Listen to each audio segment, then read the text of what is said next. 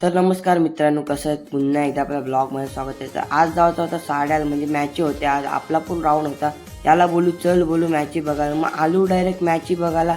बघते तर मामू जिथं कमी तिथं आम्ही हायच सगळे. मग आली आपली टीम. नुसता टीमीचं नाव बघा, मिहिका 11 श्री दत्तगुरु क्रिकेट क्लब वशेनी. आपले हेअरस्टाईल बघा निसली कसले आहे ना. इकडे बघते तर दोघं कंटिन्यू मध्ये बसले भाऊस न. झाला राऊंड चालू आपला ना. एक तर जिंकलो ना आपण, म्हणजे हे साखल सामना. यांची कोण जिंकल तो डायरेक्ट फायनलला.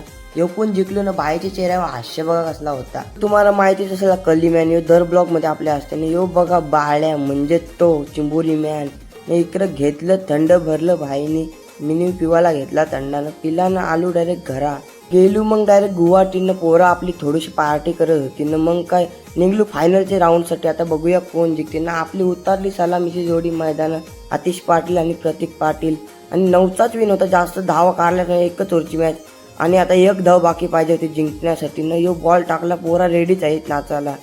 चला चालल्या बघूया ते बॉल गेला निघली एकदा न. बाई चालली पोरा धावत न. कला ऐकता मी गेलो. हे पोरं इथं स्टमच उपटलं. मग काय राडा होणार, पोरं ना ऐकणार. तुम्हाला माहिती आहे पहिला नंबर आलाय म्हणजे फोटो काढल्याशिवाय ट्रॉफी सोबत कोण राहणार नाही.